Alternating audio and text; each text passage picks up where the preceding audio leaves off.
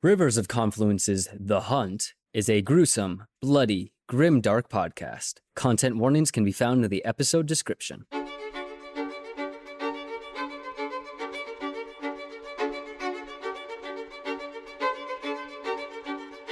Hello and welcome to The Hunt, Rivers of Confluence's interlude season, a 100% historically accurate vampire dark fantasy set in 1890s London.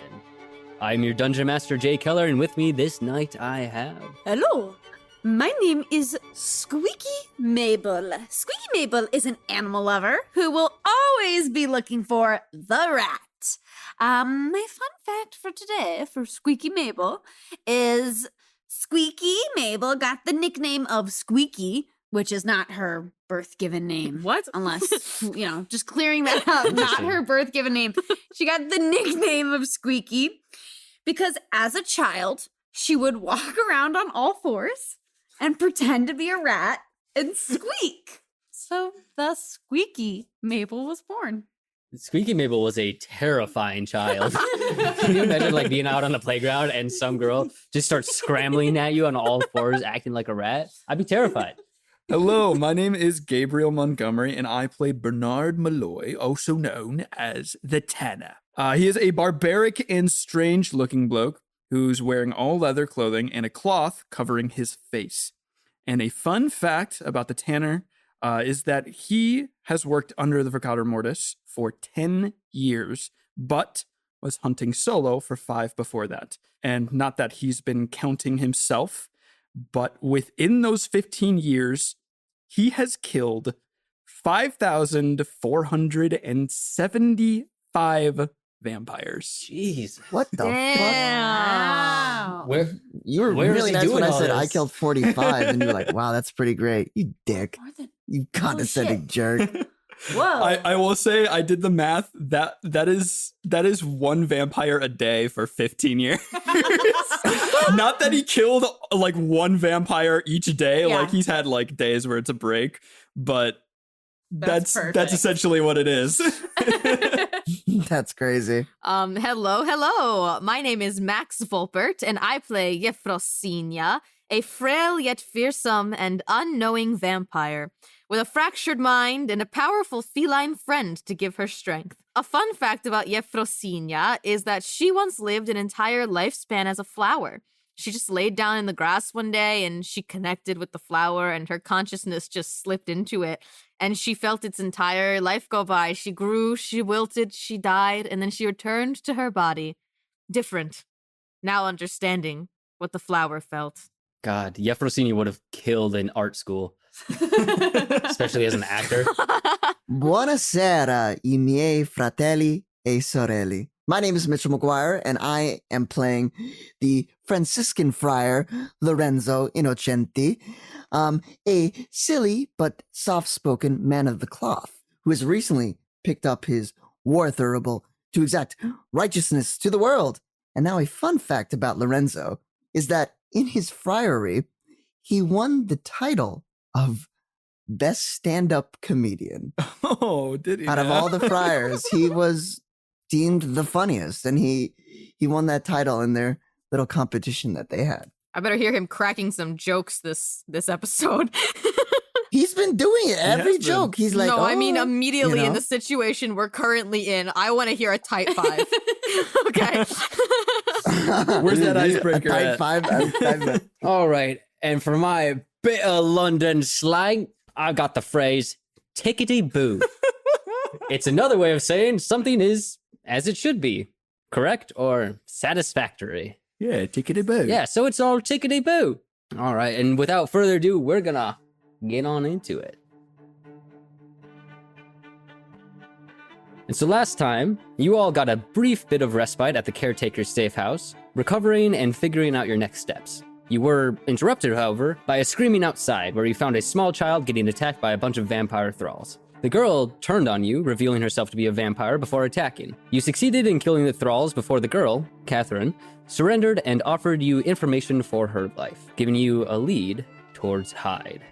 And so we find you all riding in the banged-up carriage with one horse, no ceiling, and not much bringing you together but a shared goal. We've gotta kill Hyde.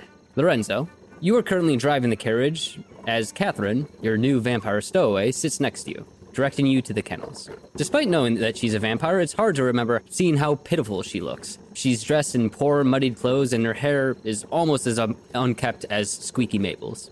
Despite your hostile encounter, she has talked the entire drive while she's been giving directions. You know, I've got to say, the electricity invention is quite marvelous. Lights with no flame, incredible. Vampires left here, by the way. Oh, sorry. Yes. Oh, yes. It's fine. But if you burn them, they get burnt to ash.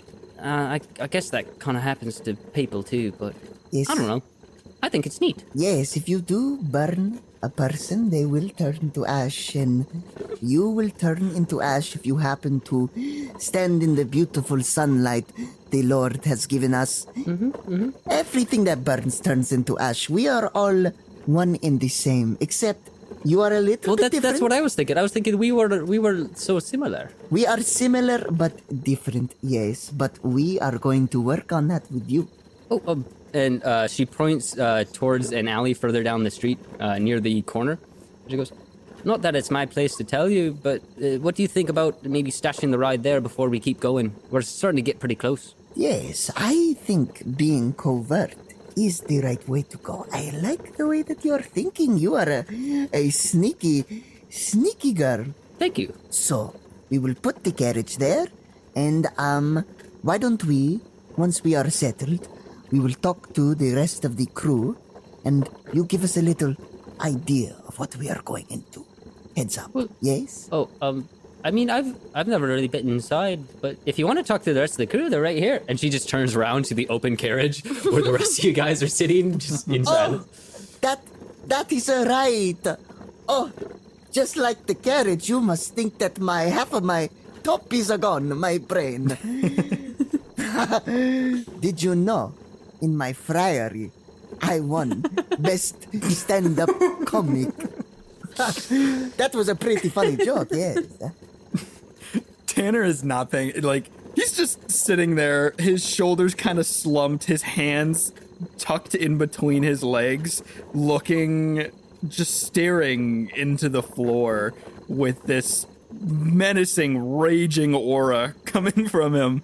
What's got him all in a bunch? Efrosinya's laying on the floor in front of the Tanner and looking up at the sky, and she's like, "Do you think the clouds ever get sad that they cannot touch the ground?" And meanwhile, Squeaky Mable has her mice and her dog sitting in a semicircle around her, and she's going, "And then the baby was a vampire. And should we trust vampires? Do we not trust vampires?" And she's having an entire conversation with her rats, ignoring everyone. Sometimes they cry and the water comes down and everything gets wet, but I feel like that means they are sad. What? Do you think so? Tanner's slowly gonna move his head over to Efrosinya. I think you're sad. Ugh, no, I was sad when I was separated from Biggie Mo, but right now I feel pretty good, you know? We're all together, going on trip. I never get to do group missions. Very fun. We found child, saved her from vampires, and now I look at the clouds. Good night. If you're feeling pretty sad, I think Lorenzo's got some jokes for you. Yeah, sure. Oh, my goodness. I am not prepared for this. I gave up stand-up comedy a long time ago, but here we go. What is You never give up stand-up comedy. That stays with you. You're right. The showman is innate, and I can put on a show. Okay, what is the same thing? What make a vampire and a bureaucrat the same? Anybody know? They both suck. No, it's funny joke, you know. Tanner's gonna cut the laughter off by standing up, and he's gonna say, "I don't think any of you understand what I meant by her being sad. I meant her existence is sad, not how she feels. I don't give a rat's ass how she feels. Rats? Sorry, Mable. I don't think he got the joke. I really don't think anyone was listening to the joke. So, what is the difference between a vampire and a Wait, politician? who are They you? both suck. Sorry, I stopped listening. Who are you talking about? Whose existence is sad? Tanner's gonna sit back down, and he's gonna look into Efrosinya's eyes. He's gonna say, I don't really think it's worth explaining again. I don't think you'll remember. I'll remember. Mabel's gonna look at Efrosinya and say, he said that he gives a rat's ass. So, it's very important and he very much likes you. So, very good, very fun. Oh. Okay. Is good thing? Well, he did compare it to a rat, so it must be good.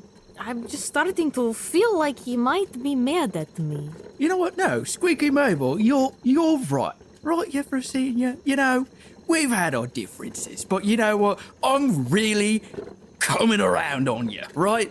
So, I think you and I should be buddy, shouldn't we be? And you should stick with me everywhere we go. Oh, very fun! Partner mission. Da, I will stick with you, and we can hang out, and maybe you can get to know Biggie Mo better. I love to hang out with Biggie Mo, but sometimes, if we fight, it's very lonely. Could be nice to have a third person in the fold. And she's gonna get up and she's gonna sit right next to Tanner on the carriage and put Big Imo in his lap and be like, oh, this is wonderful. I have never really had I can't remember last time had friend, not cat. It's nice. Tanner's gonna start petting Big Emo, just staring straight forward and like through his teeth. Sounds like a great idea. Great. Seems like it's all tickety-boo then. Tickety-boo. And as she says that, she like turns back forward and immediately turns back towards the rest of you guys. She goes, "Get down, get down!" Oh, okay. As you kind of like pull the carriage to a stop, you can see this kind of stone building. It doesn't really have any markings on it from the outside, but there is a carriage that's pulling up to it from like further down the street. And you hear Catherine go, "Oh, wait, that's her. The one I saw with Hyde. The nun with no cross." And Catherine points at a woman stepping out of the carriage in front of the kennels. And you can see as she steps out of the carriage, her face contorts with disgust as she brings like a handkerchief out and covers her nose with it, but as she disappears inside the building. And so Catherine kind of turns to the rest of you guys and goes, "So, what's the plan? Bust down the walls and skewer that hag?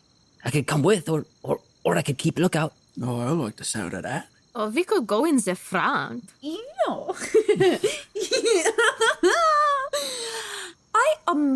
I do have a plan. If we would be interested in some animals, since we are at the Pound, which seems like a fantastic place. So we are looking for a man who smells like dog.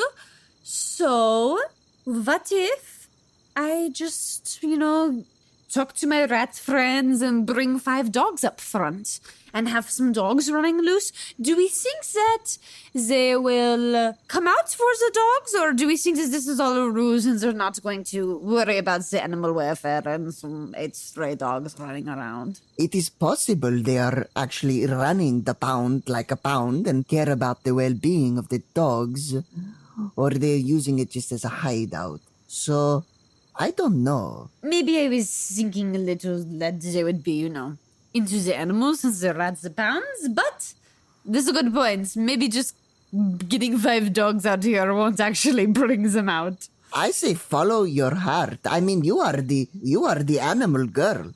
I saw you turn into a rat, which I have questions about how you did that. Where you derive your power from. We should definitely have a conversation about that. But I'm up for anything. Sometimes power comes from nowhere, Sometimes just have power. I do not really think that power comes from nowhere. I just really really like rats, and some special people noticed that I like the rats, and now I'm very bonded to the rats. But okay, I go and I talk to my rats, and I go, squeak, squeak, squeak. And I cast conjure animals. And I can conjure 8 beasts of a challenge rating 1/4 or lower. So little dogs come running forward and barking and trying to get to the door and scratching and doing the husky howl. Yeah, and so yeah, you see those dogs appear, and what do you want to do with them?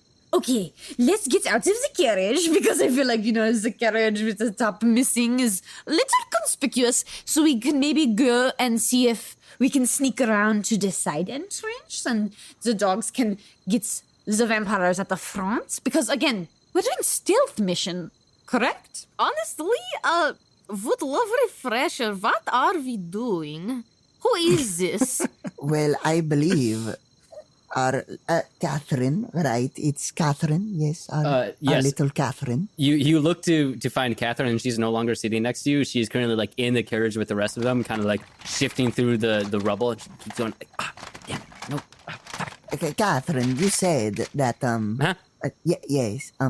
Catherine, are you with me? Paying attention? She's busy looking for Splinter. Yes, no, I'm looking for something to drink if you've got it. If you don't, then maybe a smoke? You're a smoke. Yes. Do you roll? Do I roll? The only thing that I can light is this incense thing, but I am getting the feeling that would not be good for you, as you are a vampire. Probably not. But no, so none of you smoke tobacco? I did in my past years, but I don't have anything on me at the moment. She like throws her upper body like over the side of the carriage and she goes, I'm with a bunch of squares. My child, you need something to drink? Yeah. You are thirsty? Yeah, whiskey. No, a girl your age should not be drinking whiskey. A girl my age? How are you supposed I'm almost 40. You have the soul of a little girl still inside you. You were robbed. You were robbed of your childhood. Just like everyone else. Whiskey will not make you grow to be strong. Mabel, you have lots of rats. Oui, yes. In the kindness of your heart, can you give our little Catherine a drink? It is okay. Animals do not have a soul. So do not worry. Begimo very much has a soul. Well, that is because there is a demon. It is the devil. I already did this. There is a demon inside of him. So now we're going to be killing things that aren't vampires for a vampire. Am I hearing this right? It is just a rat, and she has information to help us. I would like to say that I'm not the one that brought up blood, and I think that should be a point in my favor. I do not feel comfortable, this 7-year-old child drinking the alcohol. Actually, I was 10 when I was first turned, and I'm well into my 30s now. You know what? You are getting really snippy with you. I saved your life, which I would do again, but I'm trying to help you out, girl. Please. Mabel, you alright? Look upset. Mabel has gone ghostly. There's no light in the back of her eyes. She's gonna snap a look at Catherine and go, no. Then she's gonna snap a look at Lorenzo and say, would you like to ask again? If so, it will not be in your favor. You can let her drink your blood, but do not ask again. Okay, I am sorry. I am very, very sorry. I did not mean to offend. Catherine leans over to Lorenzo and goes, I think it's kind of because I think she's got some kind of connection to rats. Yes, she is the rat girl.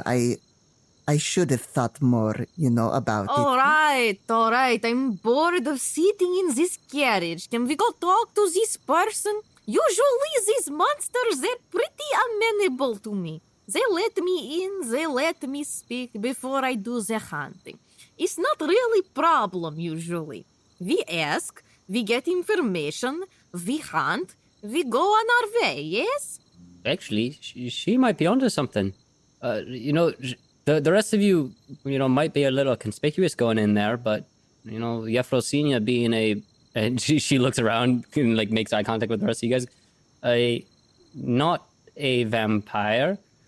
She might be allowed in. Oh, well, my new friend has to come as well, because we do everything together. I'm not letting her out of my sight. See? He loves to hang out. Well, you might be able to bring him in as a potential, vampire thrall. Oh, yeah, we can pretend that we both want to be vampires. We can act. Well, how about this? Catherine, you go in with them. You vouch for them. And Lorenzo's gonna sheepishly walk up to Mable and kind of tentatively try to put a hand on her shoulder and be like, me and sweet Mable, we could maybe sneak into the building and get into the rafters and watch and listen.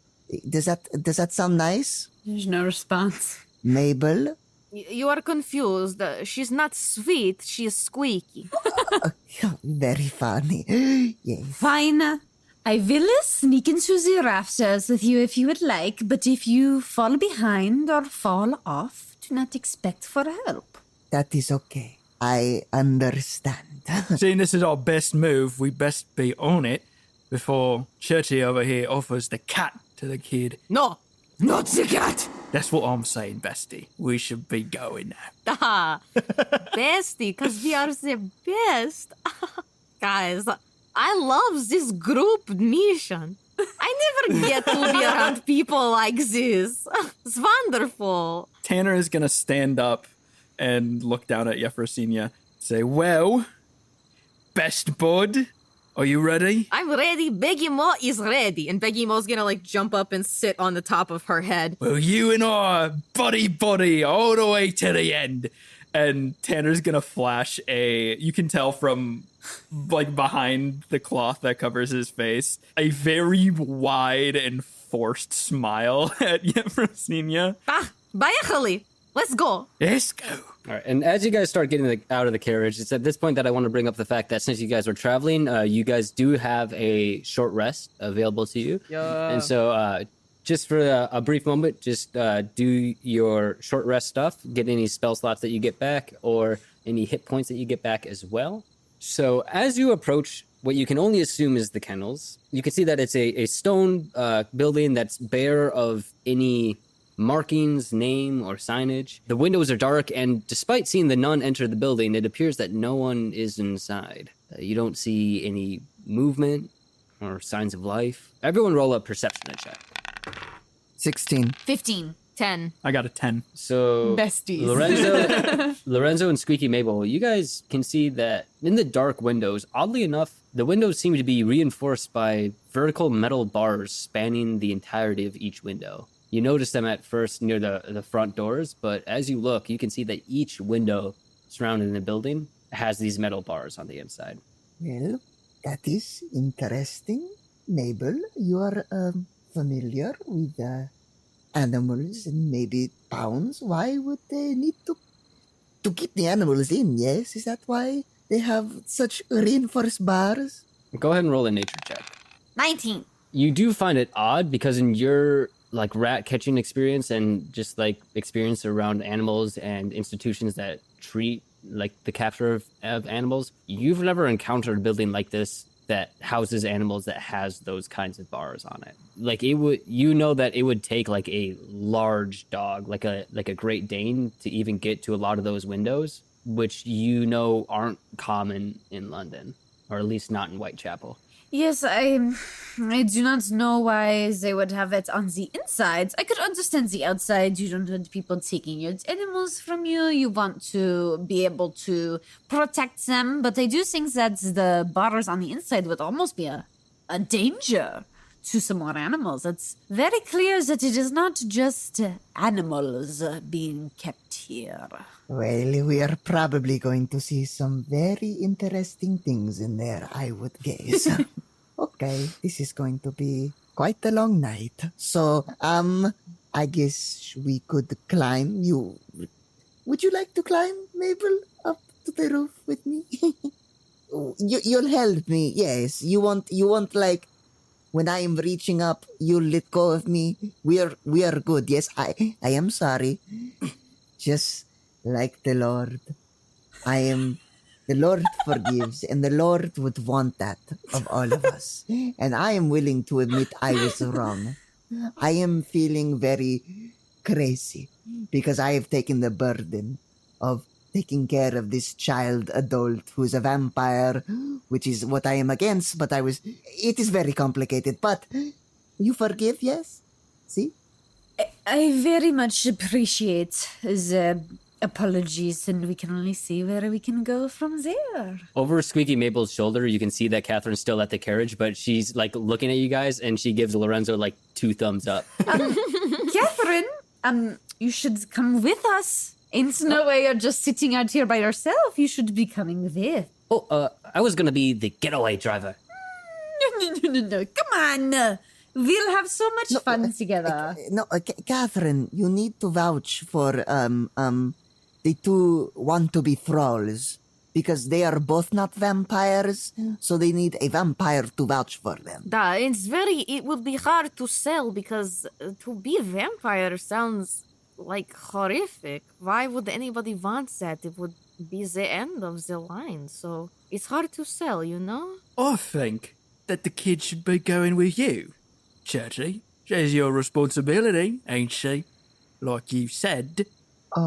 Yes, but, well, if you think you can sell it, if you think you can sell vampire confidently and put on a performance and do that, sure. You think you can do that, Efrosinya? I can try. I'm not a trained actor like Begimo. He went to school for this, but I learned by exposure.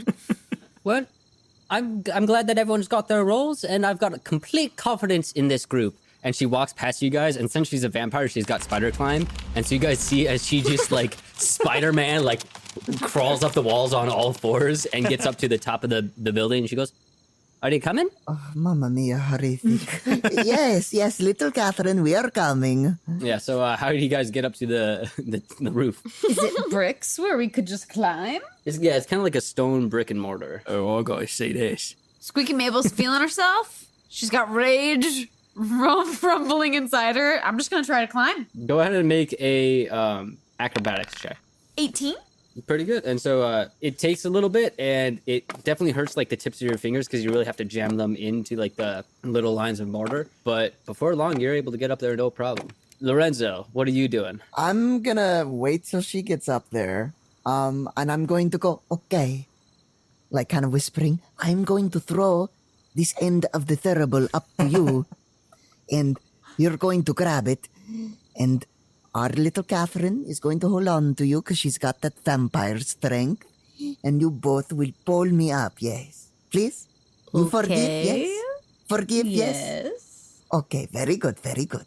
And yeah, I'm gonna throw it up. Go ahead and make an athletics check. 19. Okay, yeah. So we'll say that the thurible is able to get up to the roof, and so you're able to grasp onto it.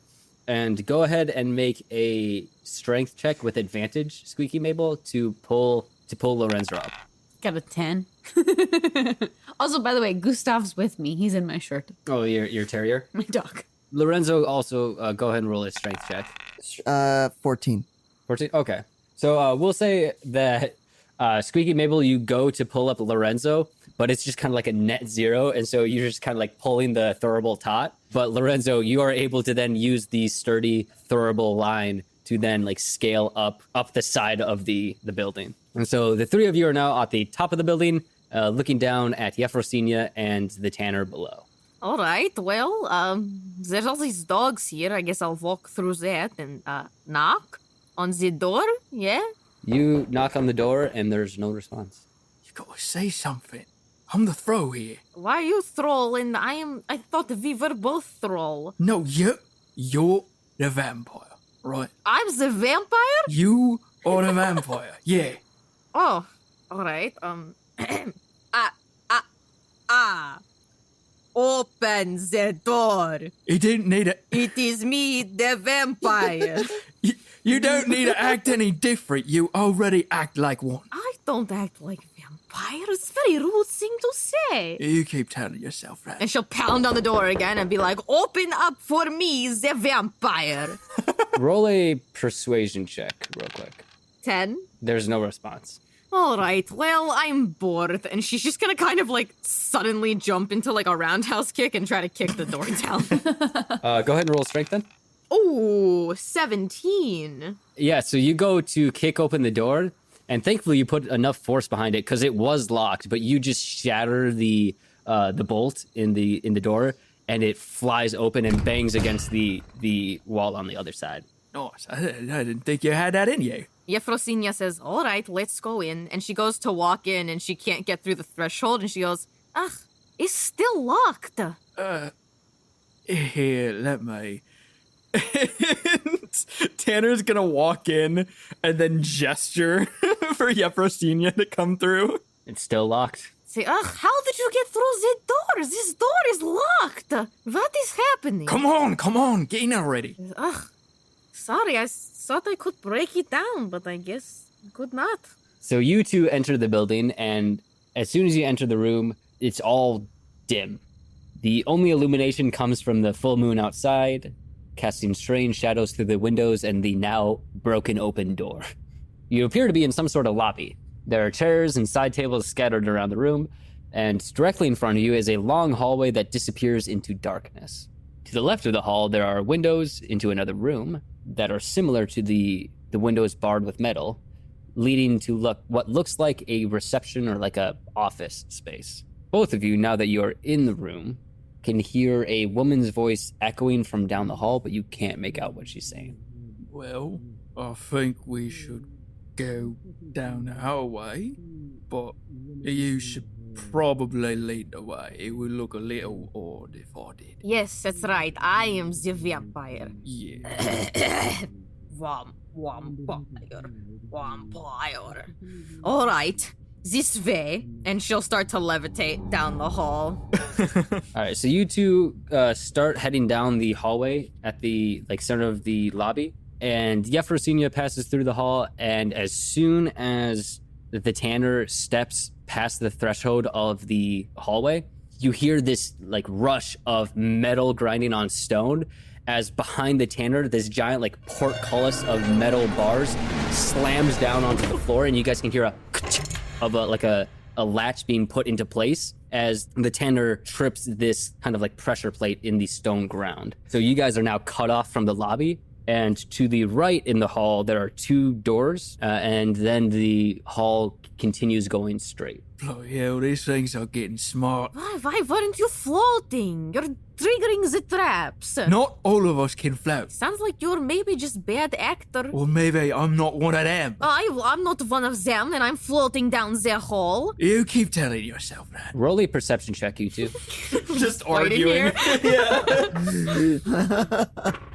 Natural 20. This is my third natural 20 on perception in 3 episodes. I got a 16. Okay, so both of you can now hear that the woman's voice is no longer speaking, but Efrosinya, you can hear something in addition to the lack of something. You can hear a small hissing, like a coming from the hall around you. And with a natural 20 of perception, you get the strong whiff of something putrid. Ugh, it smells awful in here. Begimo has terrible allergies. I think we should go in one of these other rooms. Through this door, maybe? What are you smelling? Also, with the nat 20, you can hear the sounds of heels clicking down the hall. Which side of the hall? The one that we're cut off from, or the one Further down, straight ahead of you. Smells like death. Smells bad. Probably something bad for you. I think oh, but the woman's coming from there. So why don't we go towards her? we can ask her to stop spraying her perfume because gross, and then we can have conversation. Right, yeah, that's what we came here for to do. All right, but quickly, because I feel like you're probably more sensitive to bad smells than I am, because I'm used to it going from here to there, but you seem maybe a little bit weaker constitution.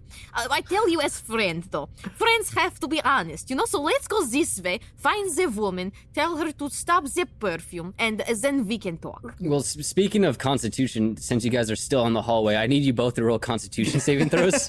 As part of my subclass, I don't breathe. Okay. I am grave touched. I do not eat, drink, or breathe. Aren't you pretty cool?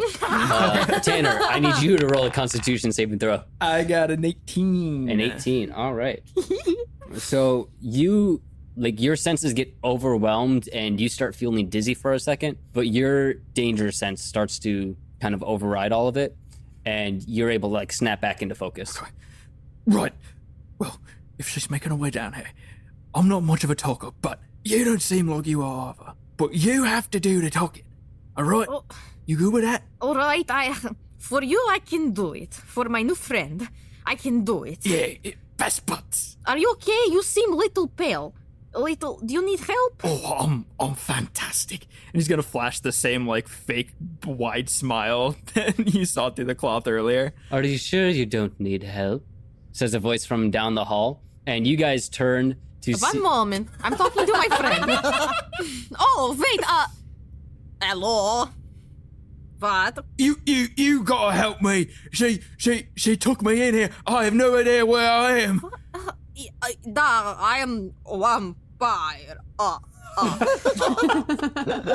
And looking down the hall, you can see the nun that had stepped out of the carriage earlier, only now she is wielding a long yardstick, but on one side, you know how they had the rulers with the strip of metal in it? You can see that there's a sharpened razor going down the entire length of the yardstick, even where she's gripping the yardstick, where you can see the drippings of blood as she's holding it.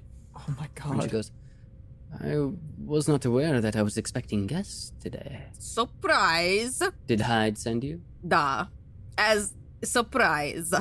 And what did he send you here for, if I might ask? To have chat. Ketchup is important to, spread information throughout the family. He wants an update on the research. The research. Tanner, since you are still in the hallway, I need you to make another Constitution check. That's the same thing. 18? Yeah. Okay, so yeah, same thing happens. You get a little nauseous, but then you can keep going. She goes, is your friend all right? He's very sensitive to perfumes. He's a little bit weaker constitution. Can we go into another room? I think the smell might be bothering him. The smell? You mean you didn't turn him yet? No. On my to-do list, saving for treat, Well, if you're not going to, and she starts walking closer to the Tanner and puts a lithe kind of hand on the shoulder, chest side, and she goes, I might be able to help. I think Efrosinya gets very serious and steps in between them, and she goes, no, that would not be appropriate, so I'd appreciate it if you took your hand off of my prey. I will deal with him as I see fit. She kind of scowls at you, revealing a little bit of her canine. She goes, fine. Very well, come with me and I will give you an update on our research to give to Hyde. And she starts walking down the hall away from you. All right. This way, thrall. And so we're going to cut up to the roof where we see Lorenzo, Squeaky, Mable, and Catherine. On the roof, there's not too much up here. There are a couple of skylights. These skylights you can see, unlike the windows on the lower level, these do not have the iron bars kind of interrupting them. I do not know what to do. I do have all these dogs that I conjured that were not necessary. So maybe Wait, are these dogs on the roof with no, us? No, they're on the they're- ground.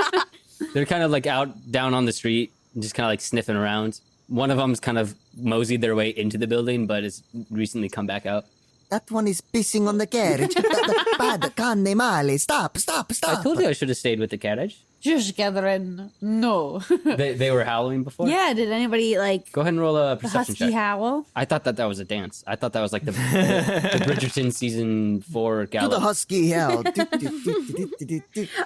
It's 28. 28. What the hell? So you hear the dogs that you summoned howling. You hear some howling like several blocks away as well, like in various people's homes. But you also hear some coming from within the building as well. You can tell that whatever howl is coming from the building is not a dog. You know, I hear some howling, but it does not sound like a dog. So, just warning you, I don't know that there are many dogs here. Okay, I'm going to, unless you have any disagreements, I'm going to put away my dogs so that way they don't get hurt. Whatever you want to do with your animals, you are the doggy rat girl. Do what you want. Forgive, yes? Ain't that the truth? And with that, her dogs disappear. We must get inside. Any ideas? I will say that you can see that there are a couple different skylights as well as like a roof access point leading to what you can only assume is like a stairwell. There is an access point. Very easy. The Lord is guiding us. See? The Lord said climb up here. We climb. And there we go. There is an entrance. Yeah, and I'm going to start walking that way. It's probably a good idea to stay away from the skylights, considering the Vocata Mortis history tonight. Yes. We do not want to end up like them. So, rest in peace to the execution team. Sorry, Catherine. They were the execution team. No, it's a tough subject for you. She goes to do like the sign of like the Father, the Son, the Holy Ghost, but once she like completes it, there's like a spark on her finger. She goes, ah, shit. Yeah, Fratello Lorenzo's gonna like give her a pat on like the shoulder and be like, your heart is in the right place. So I say we go. And you go up to like the roof access door and you go to try to open it, but it's currently locked. Damn it. Why? So they have a locked door at the pound, but our safe house, the door is not locked. Not seem very safe to me. Anyway. Hey, let me see. I'm going to try to pick the lock. Okay, go ahead and roll sleight of hand. Also, side note, Catherine's eyes completely widened when you said that the safe house door is unlocked. 25? 25. Okay, yeah. 25. What are you using to pick the lock? I have lockpicks. Oh, you just got them. Yeah, Okay. I go in the sewers quite often. I look for rats, so A lot I of have lockpicks in the things to sewers. get the rats out of cages, get them away from other rat hunters. Yeah, so you just like pull it out of your hair like nobody's business and slip it into the lock, and you hear a soft tink, and the door swings open. Inside, it's almost pitch black because there's no windows in the staircase, but you do see stairs like leading down. You first, Lorenzo. Yes, I will lead the way, and the Lord will lead me. So, here we go. And I'm gonna grab Catherine's hand, and I'm gonna go, Mable, you coming? Right behind you. Okay. And he's gonna like kind of look. That sounded like really like eerie. Like she's gonna do bad things to me in the dark, and I'm just going to look at her, and I'm gonna like kind of like sigh and smile. I'm going to like look at her and say, "Forgive." Yes. Yes, we shall see. Okay. And he's gonna walk in. All right, so you guys start walking in the building and start heading down the stairs. And I would say the moment that he walked in, he's gonna, before continuing his next few steps, he's gonna go into a little bit of a prayer state and use divine sense to get an idea of how many baddies we got in the 60-foot radius. It does say that they can't be behind total cover. You use divine sense in the stairwell, and you don't sense anything besides the small child behind you. And can I also add that you sense one of Mabel's rats trying to trip you? It's got evil intent. The rat's got evil intent. No, Mabel, I said forgive. It wasn't me. It's Tell your it rats to was not forgive. me. It was not at all. I just listened to the rats, and the rats have their own personality. Okay, we go. We have be quiet and sneaky, and we cannot do that if your rats are tripping me. You apologize to me, but you've not apologized to the rats. Rats. As you No. Rats. I am sorry. And I try to like see their beady eyes like glintering back at me at the dark. I am sorry to you. I am sorry to you. And I am sorry to you. And however many rats there are. Please forgive me. We'll see what they say. We'll see what they say. Let's keep going. We'll see what they say. I think it maybe worked, but we shall see. Okay. We keep going. and so you guys start heading down the stairs, and it's again still like really dark until you finally reach the lower floor landing, and you emerge out into a hallway. There are doors on either side of the hallway, and it continues further down into darkness. However, you can hear several voices from down the hallway. Two of them you recognize, and one is a woman that you don't recognize. Well, my guess is that non-woman we saw come in. But it could be another person. We don't know how many people are in here. That is a very good point. Hey, Catherine. This nun without a cross. Do you know anything about her? Oh, well, I know her name, but other than that, she was part of Hyde's inner circle, so I didn't spend too much time around her. What is her name? Yes, what is her name? Violante Peleo? Oh, the one that smells like dogs. Oh, so this is the one that we are after. Okay, fantastic. As you look at Catherine, you can see that her entire face is wrinkled, and she goes, "Yeah, I think it has something to do with this place. It's got a stench to it." Does that name ring any bells? Like, what kind of nun is she?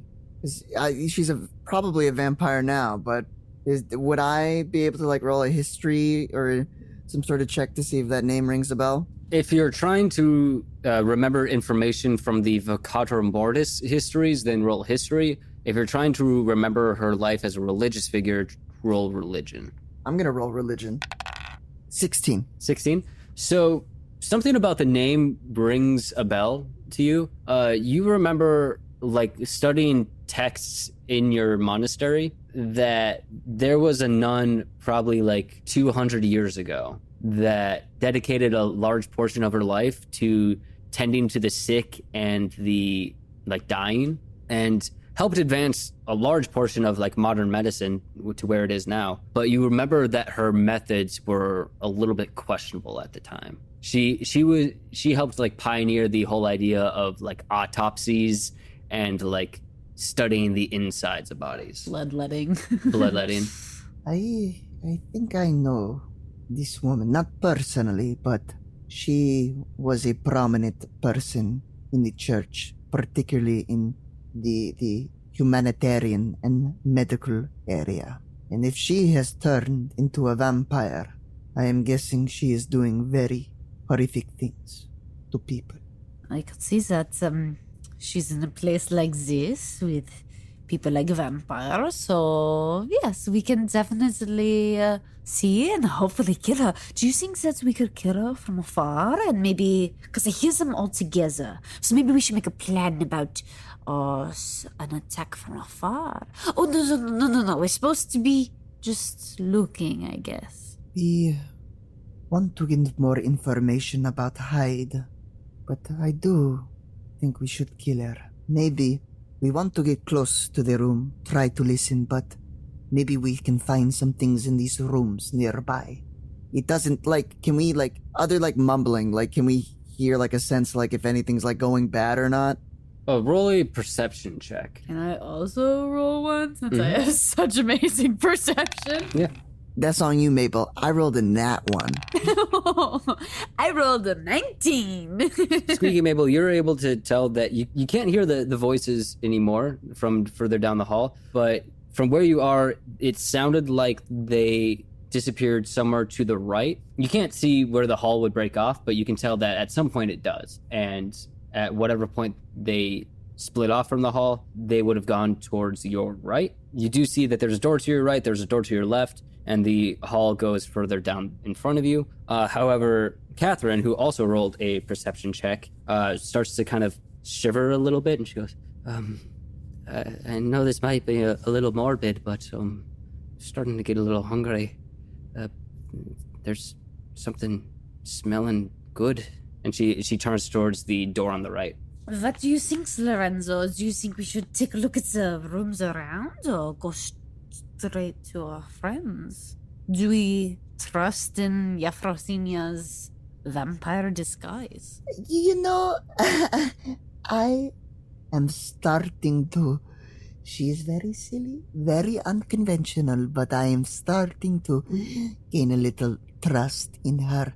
But I am thinking we need to also find out what these vampires are doing so we can report back to Vocator Mortis. So maybe we look around while they are distracting and talking to her. I very much think that is fine. I think Catherine is very interested in this door as well, and maybe there is something that is already dead that she could eat, because she's getting a little weird. Ugh. I say that in a whisper and a stare at Catherine. Don't say that. You're going to hurt her feelings. Let's go through this door. And Lorenzo's gonna start to tiptoe towards the door to open it. All right, you open the door, and this one is not locked, thankfully. And so you swing open the door, and you are immediately hit with this rush of cold air. And looking in, it's still, again, difficult to see a whole lot in here just because all of the lighting is the full moon outside, casted through the windows. But you can tell that this room is splattered and covered in blood. There's blood covering the floors. There are different, surgical tables in this room that are just full of blood stains, and one towards the center of the room even has a corpse on it still. You can see kind of along the wall to your right and to the wall in front of you, there are different square metal drawers, and based on your experience with the undead, you can tell that this is a morgue. Well, I think I understand why our little Catherine is feeling very hungry. I mean, if they are already dead, I say go for it.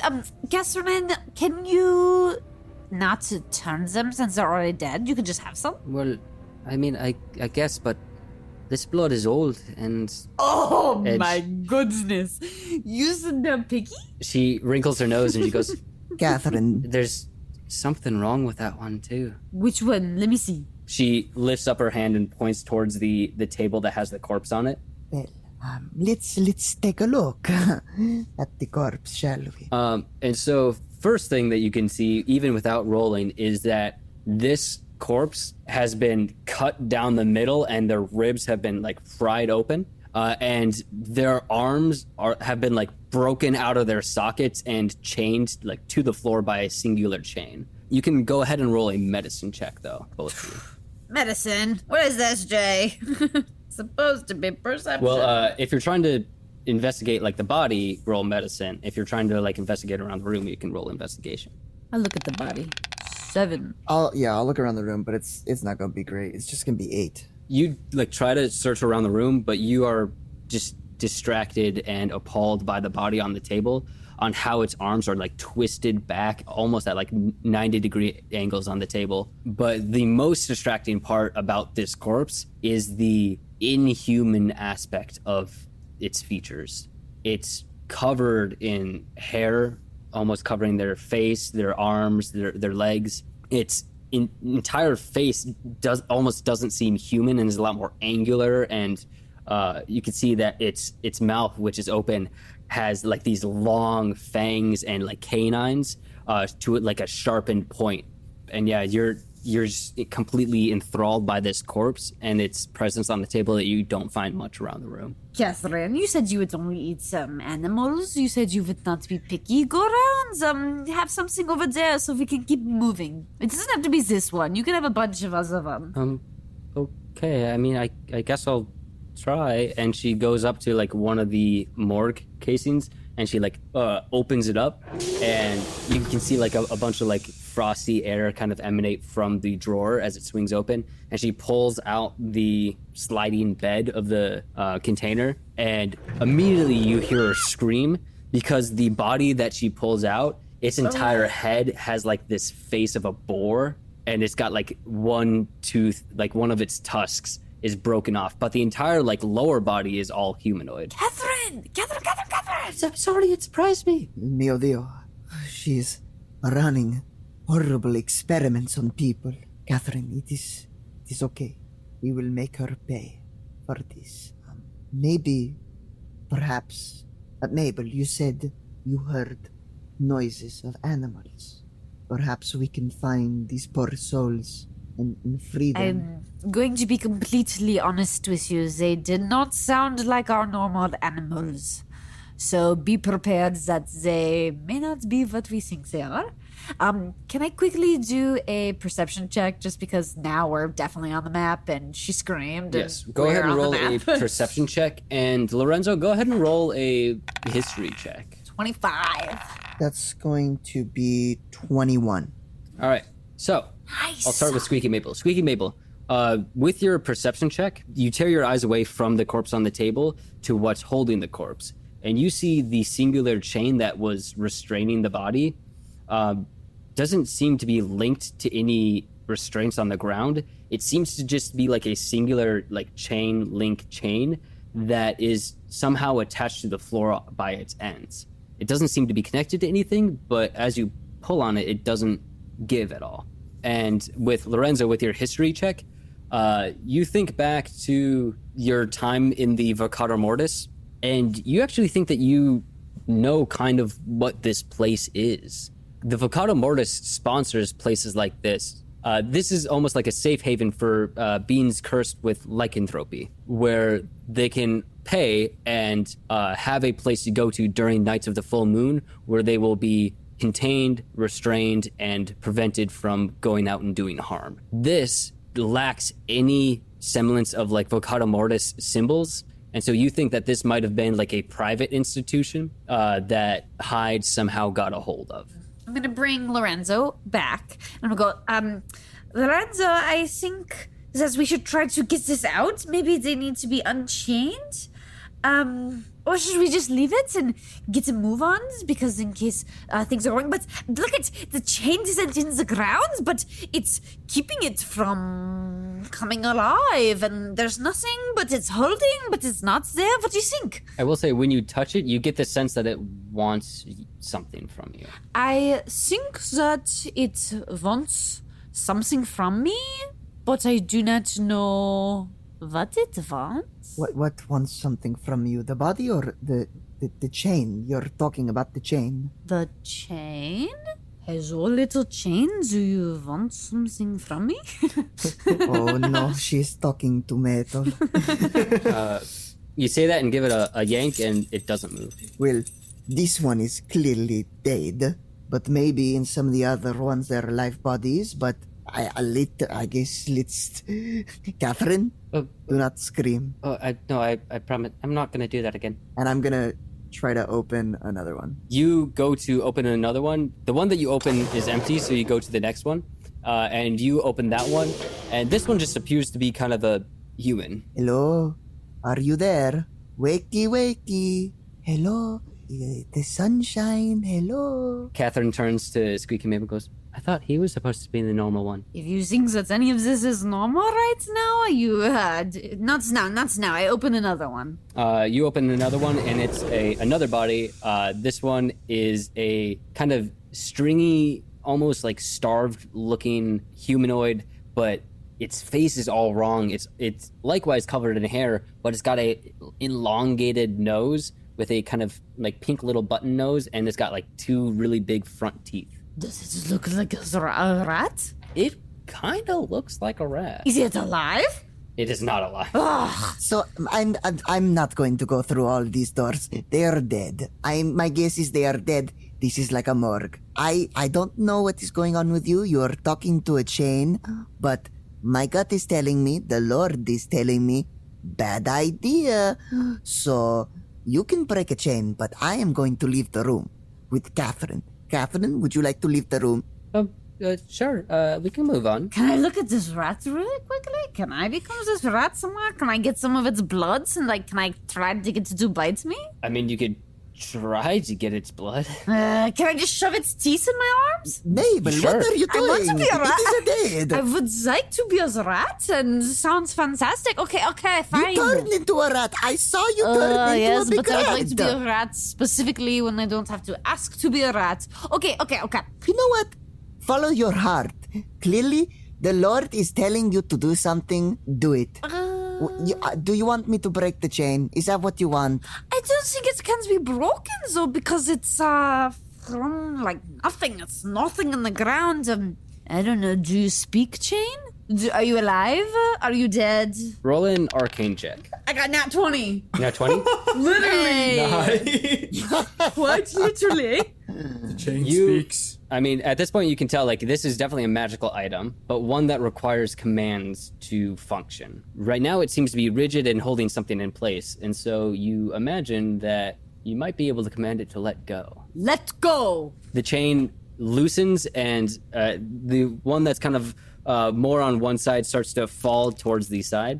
You get an item called the Chains That Bind. This may or may not exist in D&D, but I added it into this little campaign, and it's a magical tool, lightweight despite appearing to be metal, and as an action, you can try to ensnare a creature. On a successful hit, the creature has to succeed a DC 20 saving throw or be restrained to the caster. As a bonus action, the caster can tether their end to another object or person. The owner of the chains can transfer the bindings, but cannot release them individually. Releasing one end of the tether releases both. And so when you cast it on somebody and they fail their saving throw, it'll bind you to the creature that you casted it on. And then as a bonus action, you can then attach the binding that's with you onto something or somebody, but you can't release your end without releasing both ends. You have to transfer it.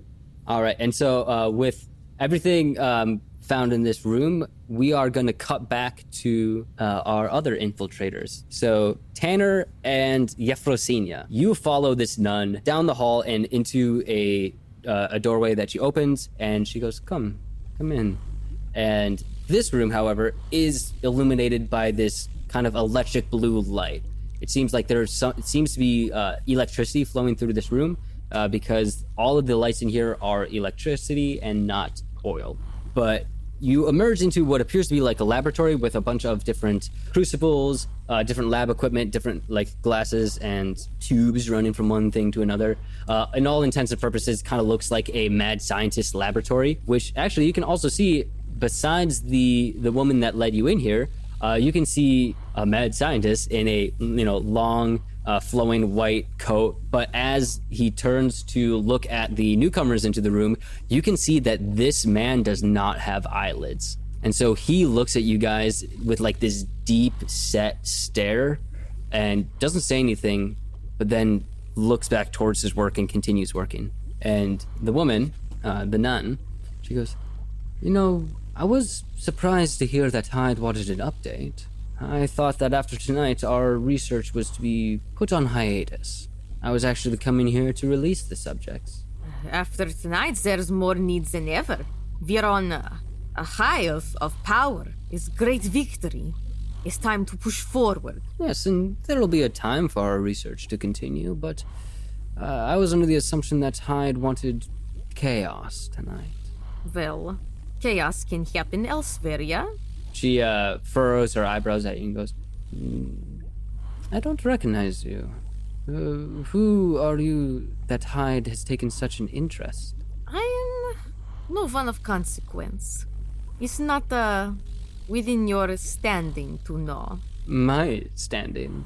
Da, I am one of Hyde's most trusted. that's what I said.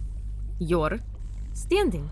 So, you expect me to believe that some woman and her, looks at Tanner, plaything, shows up at my laboratory to demand for my research on behalf of Hyde, who has for some reason entrusted you with this mission, and not gone to, say, the lead expert of this laboratory. He's busy man. Can't make every call in person. Roll a persuasion check. 8. You're not quite sure, but you think that she narrows her eyes at you and goes, Well, anyway, I suppose I can tell you that our progress has been moving along. I don't have any new updates for Hyde. She turns to the man in the coat with no eyelids and goes, do you have any new discoveries? And he looks up from what he's doing, and you can see now that he is just working on this disembodied head on a table. And he's got like this scalpel that's kind of glowing along the edge as he's cutting it into like the scalp and the skull. And he goes, no, before turning back down. He goes, well, I apologize, but it seems like your journey here has been for nothing.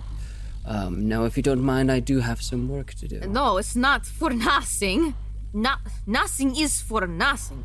We are here to see the research. So you will show us the research. Well, you see, and at this point you can hear a muffled scream coming from outside of the room. And she goes, what was that? And she starts moving back towards the entrance of the laboratory. I'm gonna grab her arm to stop her. She looks down at where you touched her and looks horrendously like back up at you and goes, excuse me, I don't like to be touched. And she takes her ruler and just gives you a good smack on the back of the hand. Goes, please. I don't like to be ignored. Well, as far as I'm concerned, you two are uninvited guests. Now, you may know of Hyde, but I don't know why you are here or why he would ask you to be here. Now, if you don't mind, you have your update, and I think that you should leave. Uninvited guest? How could I be uninvited guest? I am a vampire. You have to invite me in. I can't be uninvited guest. She looks at you and her eyes flicker to the tanner and she goes, well, one of you is a vampire. I expect you bring this little rodent with you to do that, to let you into places that you shouldn't be in. Unless I'm wrong, and there's no reason to keep him around and she wrinkles her nose, human. There's plenty of reason to keep me around. Really? Why don't you tell me of some? Besides digging your nose into where it doesn't belong. Tanner, who has been keeping quiet but getting very aggravated at the name calling and the threats from the nun, is going to walk over to the doors that they entered from. Mm-hmm. Is there anything around that he would be able to bar these doors shut with? I mean, yeah, there would be like I imagine like different, I don't know if they had IVs at the time, probably not, but like I don't know, like some like sort of metal stand to like hook stuff onto and hold. Is he able to like bend it around so that it can't open, like they can't pry it out? Go ahead and roll a strength check. Oh my goodness, what is happening? Got a nat 1. No! You got a nat 1. No! Oh no. That's embarrassing. You go to bend the metal like around the thing, like around the door handles, and she comes up beside you and she goes, are you having trouble? And she takes either side of the metal bars next to your hands and she just cranks it around. And she goes, now, were you trying to show me how strong a human like you could be? Please, go ahead. I dare you to take the bars off. How close is she to the window? The window next to the laboratory, yeah. Probably 10 feet away. She's like right next to you. Fuck it. Tanner's gonna look her dead in the eyes and go, well, there's more than one way through a door.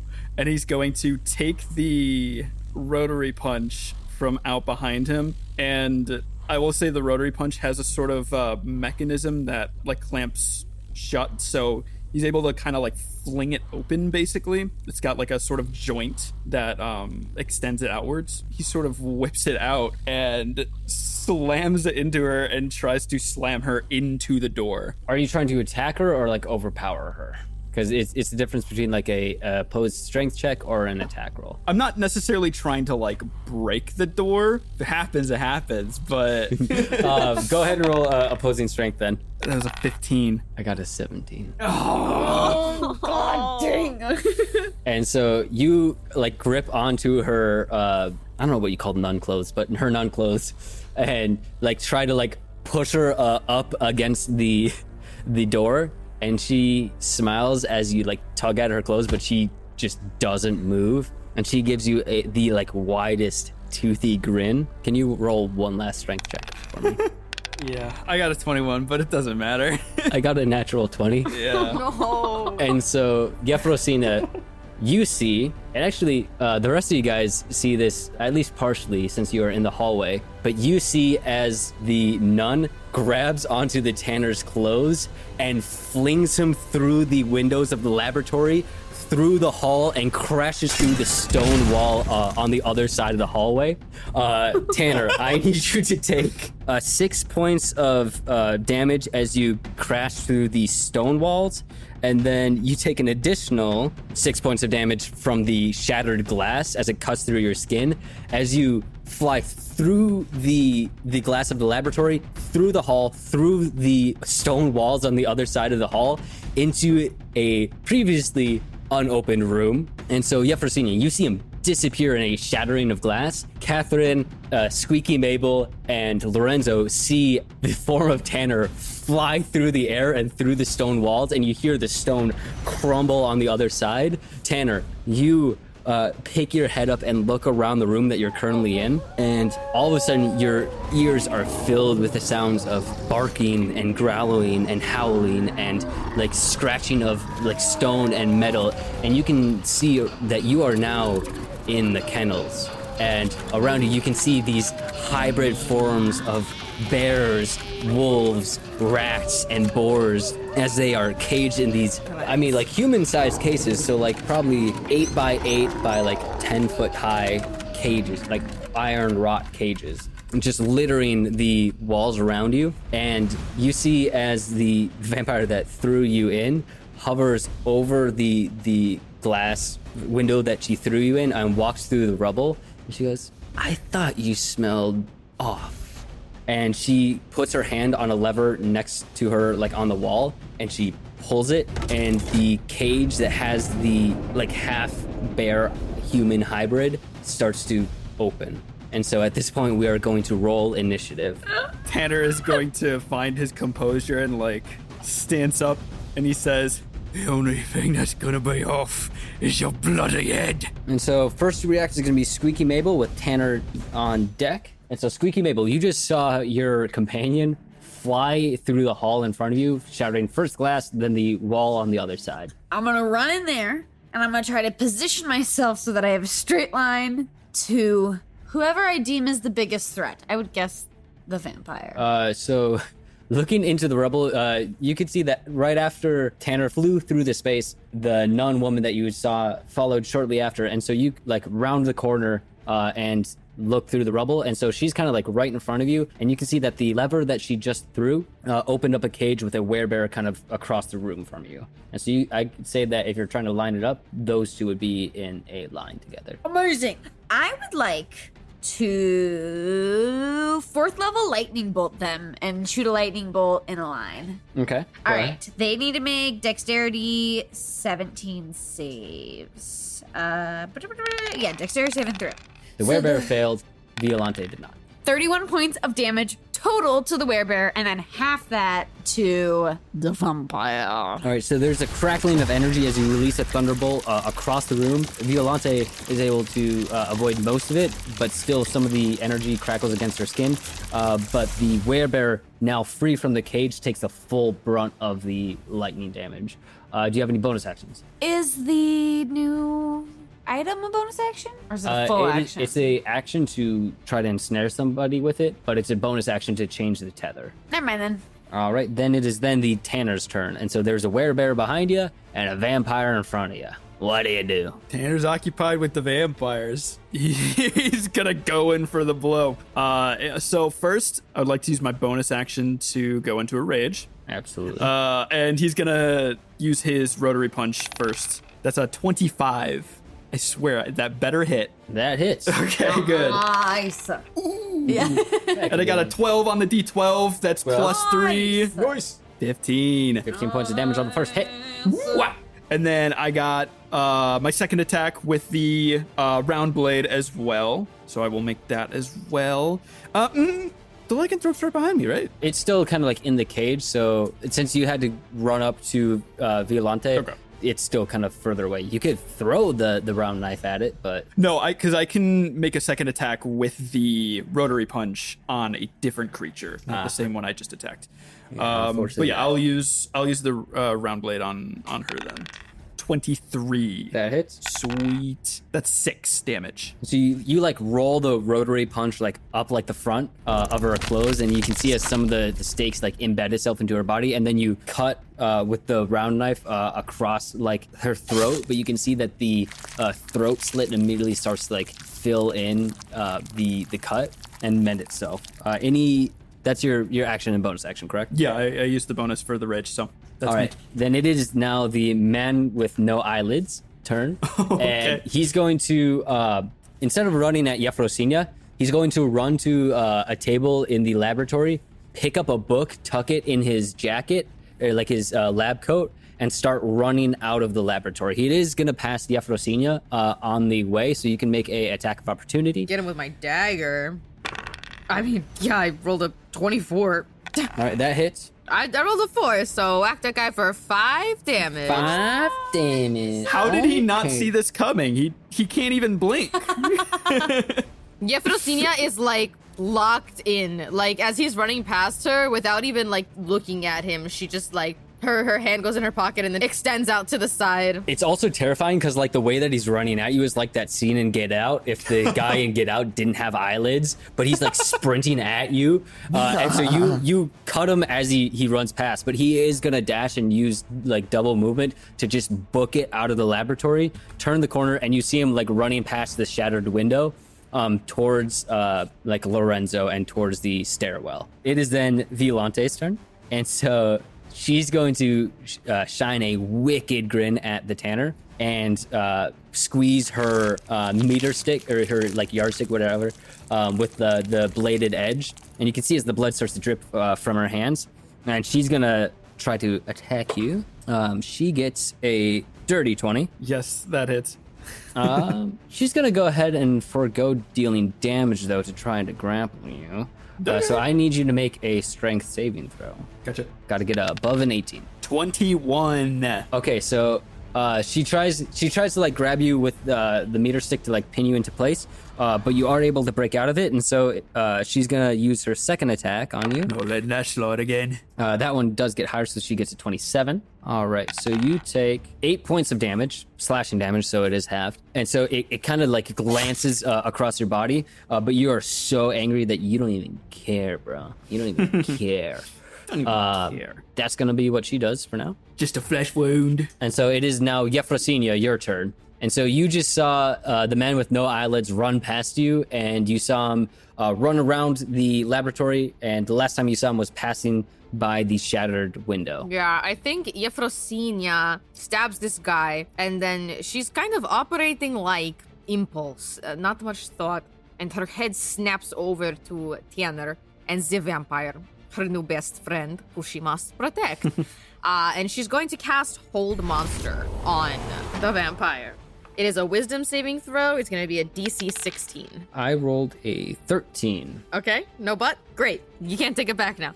So, yeah, she is paralyzed for the duration. At the end of each of her turns, she can make another wisdom saving throw. On a success, the spell will end. But for now, she is paralyzed. So all attacks on her will have advantage. All right. Any bonus actions or movement? I would say I used my movement to, like, when I did that, I came closer. So that I was, like, sort of, like, right behind her and, like, put my hands out and paralyzed her. And for flavor, she's levitating. I'm not using it mechanically, but I feel like she's levitating. It is now Lorenzo, your turn. There is currently a man with no eyelids get out running directly at you. Oh my. And I'm gonna just like be like, I guess the talking did not go so well. And I'm going to also do something very similar. I am going to cast Hold Person on the running man. And it says humanoid. Yeah. So any And- sort of humanoid. For intents and purposes of this, I know that D&D vampires and the undead are not part of the hold monster spell, but since that is the only kind of creature that we're kind of going up against, besides maybe these lycanthropes, we are making an exception to the rule. He needs to beat a wisdom saving throw of 17. Yeah, roll the 10, and it's not enough to make it. Perfect. Stop! In the name of the Lord, freaky man! And he freezes mid get out run as he's just staring at you with his lidless eyes. Any bonus actions? I'm gonna light my thurible. Freeze this man, then light up. Anyway.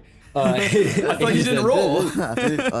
I can light up. I don't roll, but I light up. It is then the werebear's turn. And so it is going to come roaring and crashing close to the nearest target, which is unfortunately the Tanner.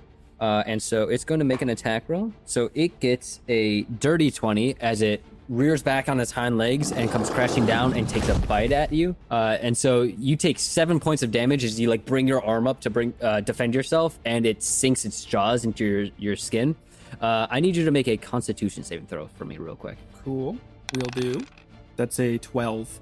Efrosinya, you just froze Violante. And so you see as the werebear comes running from across a room, rears up and takes a chomp out of the Tanner's arm. And you see as he like freezes for a second, Tanner, you feel a severe burning in your arm as it spreads throughout your entire arm, up your shoulder, into your chest. And you feel your chest like seize, and all of a sudden, if you find it hard to breathe, it's like your entire body is on fire. You can feel the bite somehow spread throughout your veins, and your vision goes black. As the rest of you guys see the Tanner start to sprout a little bit of hair from his exposed skin, you see him kind of grow a little bit in size, and you can see his arms start to thicken a little bit and get hairier. Bernard, now that you've been infected with lycanthropy, when you are in your hybrid form, your strength increases from 17 to 19, and you get a +1 bonus to your AC, and you now have advantage on all perception checks that use your sense of smell. You are now like even further into a blind rage than you already were. Your rage feeding into the primal instincts of yourself where you just want to kill. It is now Squeaky Mable, your turn. I want to cast 5th level lightning bolt on the nun. On the nun. And so it's a saving throw. Dexterity saving throw. She automatically fails Yep. because she's held. Yes. Yep. Okay, so since I'm casting it at a higher level, it's 10d6. Okay, 34. Since she is currently paralyzed because of Hold the Monster, part of being paralyzed is the automatic critical hit, which any attack roll that hits you is a critical hit if the attacker is within 5 feet of you. I know that this is technically a saving throw, but you are within 5 feet, so I'm just going to give it to you. And so you deal 68 points of damage. Nice. Yeah. As you like reach out your hand and summon forth the lightning again, it erupts from your fingertips and takes off like a quarter of her face. Like her right side of her jaw gets completely like eviscerated as the lightning bolt shoots out at her. You can see like the bone and the muscle and the tissue start to reform around that hole in her head. Any bonus actions? No. Then it is the Tanner's turn. And so the Tanner, who's got like this tunnel vision instinct to him, what are you doing? Tanner, seeing that they are now frozen, is going to attack the nun. And before doing so, he's going to say, You call me a pest? Well, he's the pest. You do have advantage because they are paralyzed. that's 16. 16 hits. Sweet. Yeah. And it's critical, right? Yes, it is. And so roll, and then the end of your roll, double it. That's 14 damage. 14 damage, just Yep. doubled for 28. Mhm. And then I'd say the lycanthrope's next to me now. Yes. Okay, cool. I'm going to attack them as well then. And is that just a bonus action, or is that just an ability? That's the mastery. Oh, mastery. It's cleave. And then I also have mastery on my round blade as well, which allows me to make that attack as not a bonus action, but as part of my main action. Okay, gotcha. That's 11. Just gets it, yeah. Ooh, yeah. That's 14 damage. 14 damage.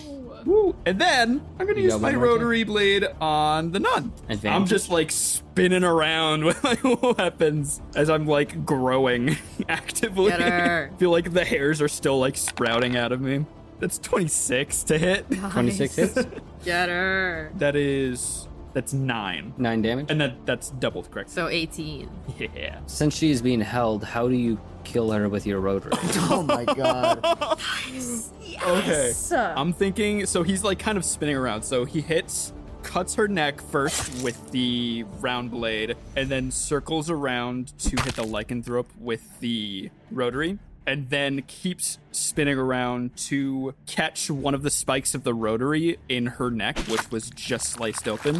Before it heals shut, he keeps spinning and rips her head off with the rotary punch, and it's now stuck onto the spike of the rotary. And so she is now dead. Do you have any movement that you'd like to use now? I think after spinning, Tanner just kind of slumps. He doesn't like fall to the ground, but like his posture sort of slumps as he's still like heavily breathing, and he's like kind of looking down at the rotary with her head just on it. And I will say, as you're looking down at her head, you get the feeling that this didn't feel as good as you were hoping it would. It's not enough. And so it's now going to be the man with no eyelids turn. And so he gets to roll to try to save against the hold creature, correct? Yes. It's got to beat a 17. I rolled 17 on the die, and he's got bonuses, so he does break free. He's going to twirl his scalpel around in his fingers and try to stab at you with it. Got a 19 on the die, plus some bonuses, which I think hits.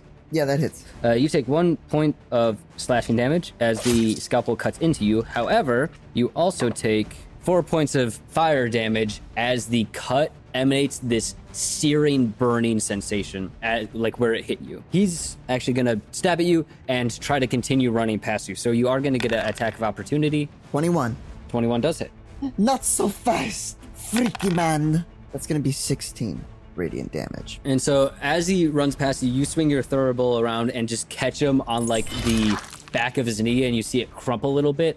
But you also hear it sickeningly like pop back into place as he keeps running. Efrosinya, it is now your turn. You see the werebear in front of you, but then also the hulking form of the Tanner, who seems to be somehow different. Efrosinya is like floating above the vampire, and because turn of combat is 6 seconds, I feel like all in one fell swoop she sees the monster bite Tanner, and then the vampire falls from in front of her, and she says, no, not again, as she sees Bernard get bit by the werebear. And she's going to cast a negative energy flood at the werebear. It's got to make a constitution saving throw. It's got to beat a 16. If it fails, it will take 5d12 necrotic damage. God. If it succeeds, it will take half damage. I got a 15. Yes!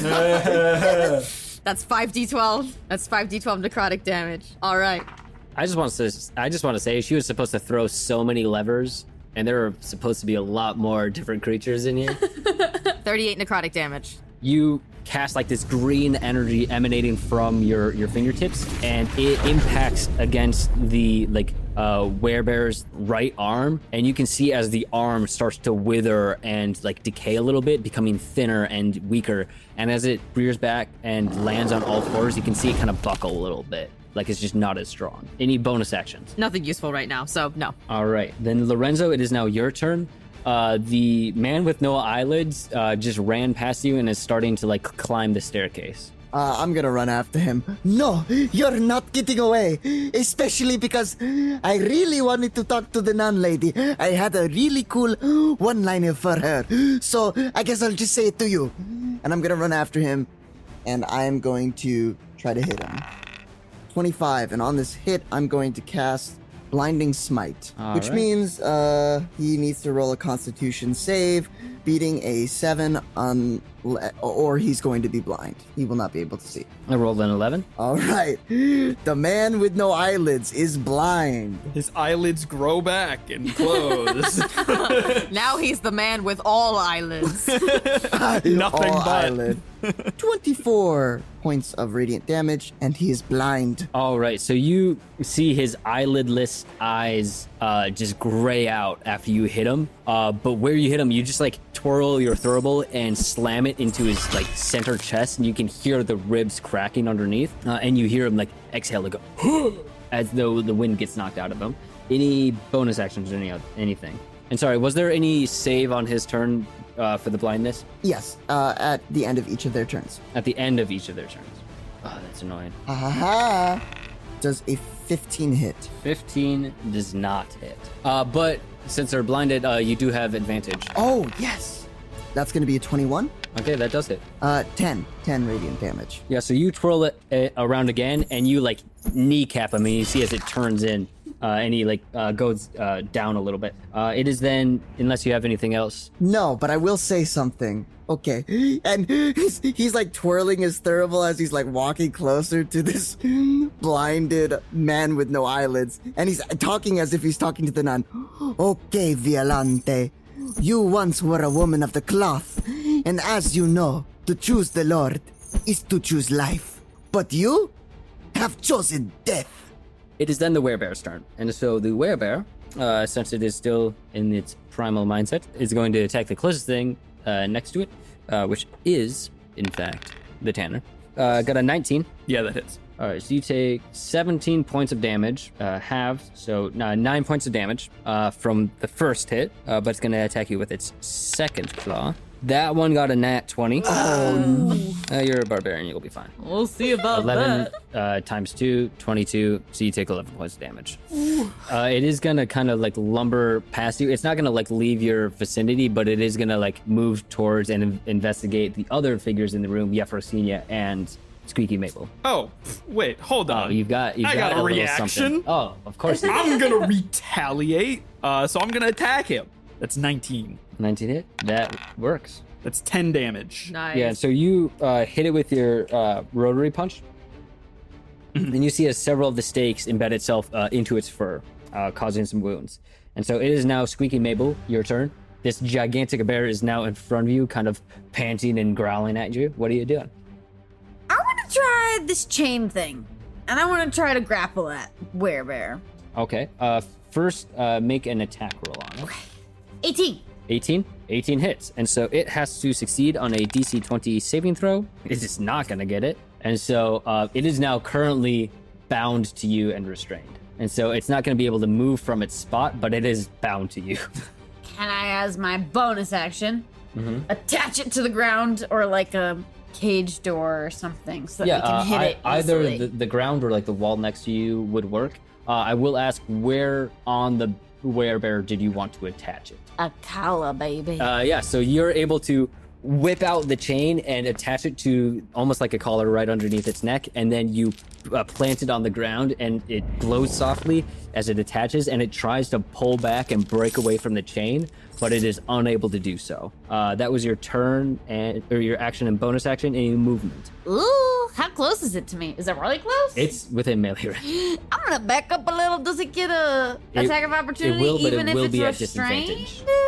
I'll do it anyway. I'll jinx it. I'll try it. Maybe not jinx it. Hopefully I don't jinx it, but I'll jinx it. It got I'll it. hit it. It got a 14. even at disadvantage? Oh, sorry, disadvantage. Okay, cool. I was like, dude. It got better on the second one. Okay, yeah, it hits still. Okay. It still hits. Yes, you did jinx it. I guess I did. All right, you take 17 points of damage as you try to back up, but its claws like rake its way into your shoulder, causing some deep wounds and a lot of bleeding. It is then the Tanner's turn, and Tanner, you are still thirsting for some blood. Well, I mean, this guy's all locked up now, so seems like a prime time to hit. That's 16 to hit. 16 hits. That's 19 damage. So it is still up, but it is currently bleeding heavily. Cool. And then I'm gonna use the dagger on him as well. That's 15 to hit. 15 hits. That's 11 damage. And so it is starting to like wobble a little bit from blood loss, but it is still up and growling at you and like trying to break free from the chains. Any movement that you'd like to use? No, part of me, this is the fight between what I want versus what I should realistically do for the character.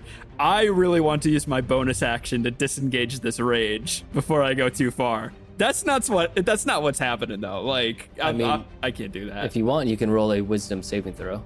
Sure. Try to get above a 16. I got a 13. Go ahead and make an attack roll for me. Just a general attack roll? Yeah. I rolled low. I got a 2 plus 8, so that's a 10. 10? Okay. So that's not too bad, because I don't believe that Squeaky Mable's AC is a 10. It's 12. It's 12? Okay. It's 12. So you're fine. But Squeaky Mable, you feel a rush of air as the rotary punch comes dangerously close to your body. And in the Tanner's point of view, you sense something like right next to you, and you take a wild swing at it, and it just barely goes wide over Squeaky Mable's head. What the fuck, Tanner? It What is now. the actual fuck? It is now the man with no eyelids' turn, and without being able to see, there's not a whole lot that he can do, and so he's gonna first try to like wildly swing at where he thinks Lorenzo is. So with disadvantage, probably not gonna succeed because that was a 4. First attack doesn't hit. Second attack was also a 4 on the die, and so that will also not hit. And so he's trying to like swipe at you. He is like trying to back away, but he's on the stairs, so it doesn't really get far, and so I wouldn't even say that it invokes an attack of opportunity, but he is going to try to save against the blindness. I got a 13 on a die, plus 4 constitution for 17. Meets it. You see the color return to his lidless eyes, but that is the end of his turn. So it is now Efrosinya, your turn. Efrosinya is twitching and panting and angry and confused, and she's going to bonus action assume her form of dread.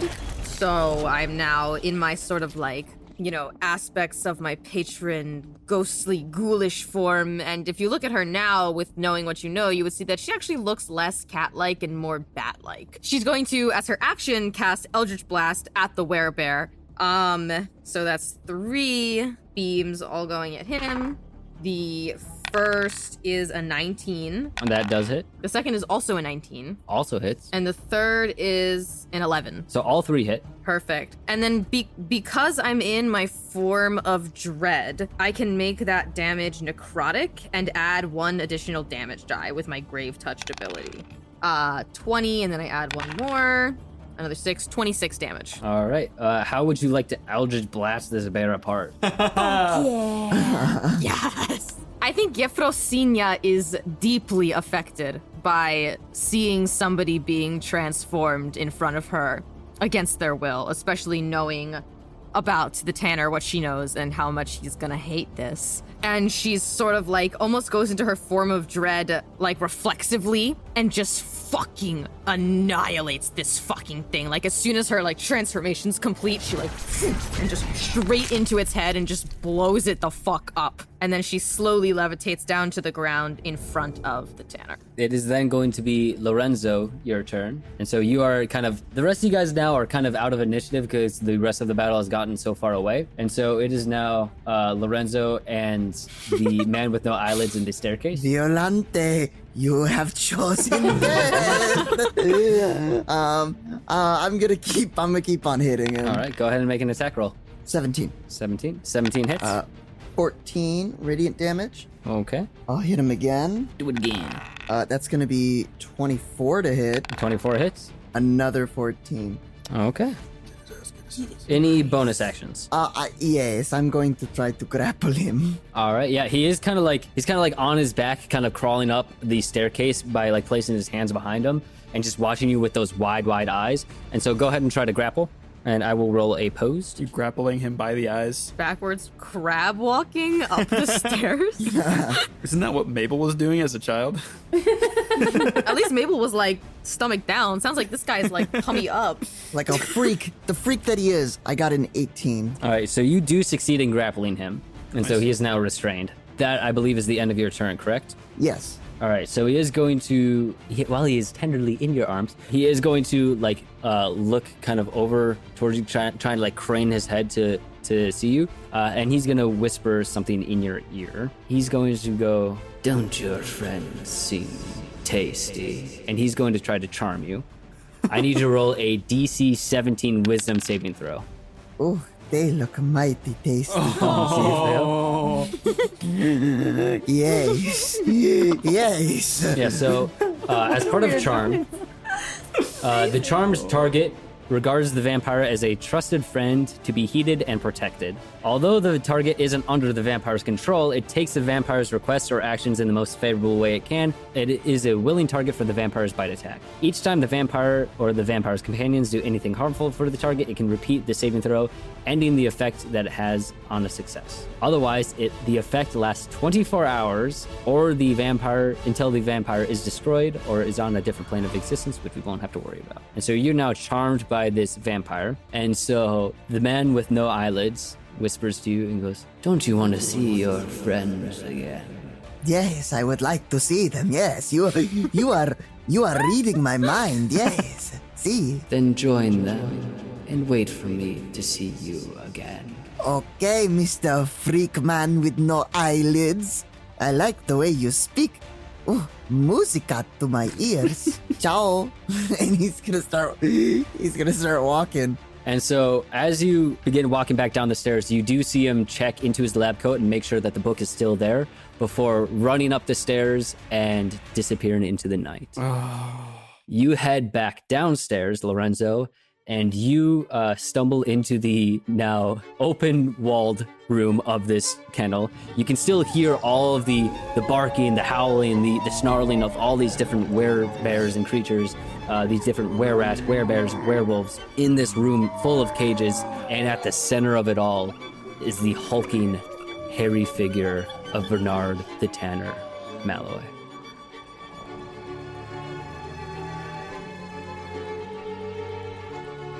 Thank you for listening to The Hunt. We hope you enjoyed the episode. If you did, consider checking out our website at riversofconfluence.com and our socials at the Rivers of Confluence on Instagram and TikTok. Our editing and sound design are done by our very own Max Volpert. To hear more of our exclusive content, check out our Patreon, Rivers of Confluence, for one-shot, miniseries, and more. Next time on The Hunt. Your rage does not end, and you find that you cannot go back to human form. Make it stop, make it stop, make it stop! Just remember, okay? Somebody has to, please. Just remember this, okay? Oh, hello, tasty friends. It's so good to see you. Squeaky Mabel's gonna be making her way slowly to the were-rat Oh my cage. god. And from underneath the bar, he takes out a double-barrel shotgun. Get away from my rats! What in the bloody hell am I looking at right now? Man with no eyelids is here, and I must meet him. So I will go through hell to find him. This is big boobied grandma. Oh, it's open and they're having a party, just like last time. Perfect, but fun. Is that all you got? I'm going to beat your ass.